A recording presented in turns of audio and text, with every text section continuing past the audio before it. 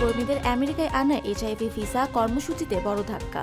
ভিসার ফি অস্বাভাবিকভাবে বাড়িয়ে $1,00,000 করায় ট্রাম্প প্রশাসনের বিরুদ্ধে মামলা করেছে আমেরিকার 20টি অঙ্গরাজ্য। মামলার নেতৃত্ব দিচ্ছেন ক্যালিফোর্নিয়ার অ্যাটর্নি জেনারেল রব বনতা ও ম্যাসাচুসেটসের জয় ক্যাম্পবেল। তাদের অভিযোগ, এই সিদ্ধান্ত অযৌক্তিক ও অবৈধ, যা শ্রমবাজারে সংকট তৈরি করছে। প্রযুক্তি, শিক্ষা ও চিকিৎসা খাতে ইতিমধ্যে দক্ষ কর্মীর অভাব দেখা দিয়েছে। অ্যামাজন, গুগল সহ বড় কোম্পানির পাশাপাশি স্কুল ও হাসপাতালেও এর নেতিবাচক প্রভাব পড়ছে। দক্ষ অভিবাসন ছাড়া আমেরিকার অর্থনীতি এগোনো কঠিন, এমনটাই বলছেন মামলাকারী।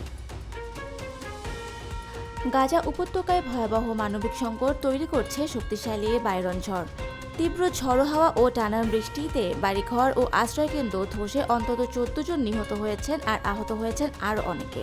উত্তর গাজায় বীর আন নাজায় বাড়ি ধসে প্রাণ গেছে 5 জনের। গাজা সিটিতে দেয়াল চাপা পড়ে নিহত হয়েছেন 2 জন। শরণার্থী শিবির ও তাঁবুতে ঠান্ডা ও পানিতে ডুবে মারা গেছে একাধিক শিশু। ইসরায়েলি হামলা চালিয়েছে। আগে থেকে বাস্তুচ্যুত হাজারো মানুষ এই ঝড়ে আরও বিপদের বোঝা বয়ে বেড়াচ্ছেন। কর্তৃপক্ষ সতর্ক করেছে, আরও ভারী বৃষ্টি ও বন্যার আশঙ্কা রয়েছে, যা প্রায় 8.5 লাখ আশ্রয়হীন মানুষের জীবনকে চরম ঝুঁকিতে ফেলতে পারে। জরুরি সহায়তায় অনুমতি চেয়ে আন্তর্জাতিক সম্প্রদায়ের প্রতি আবারও আহ্বান জানানো হয়েছে। যুদ্ধবিরতির আশ্বাস মিললেও থাইল্যান্ড ও কম্বোডিয়ার সীমান্তে সংঘর্ষ থামেনি।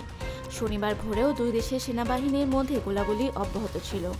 মার্কিন প্রেসিডেন্ট ডোনাল্ড ট্রাম্প যুদ্ধবিরতির দাবি করে কয়েক ঘণ্টা পরেই নতুন করে সংহতি ছড়ায়। থাই প্রধানমন্ত্রী অনুতিন চানভিরাকুল জানিয়েছেন, কম্বোডিয়া বাহিনী প্রত্যাহার ও ল্যান্ডমাইন অপসারণ না করলে যুদ্ধবিরতি সম্ভব নয়। আর কম্বোডিয়া অভিযোগ করছে, থাইল্যান্ড F-16 যুদ্ধবিমান বোমা হামলা চালিয়েছে। শতবর্ষ পুরনো সীমান্ত বিরোধে আবারও উত্তপ্ত হয়ে উঠেছে দক্ষিণ পূর্ব এশিয়া। গত সপ্তাহে নতুন করে সংঘর্ষে অন্তত 21 জন নিহত ও দুই দেশের প্রায় 7 লাখ মানুষ বাস্তুচ্যুত হয়েছে।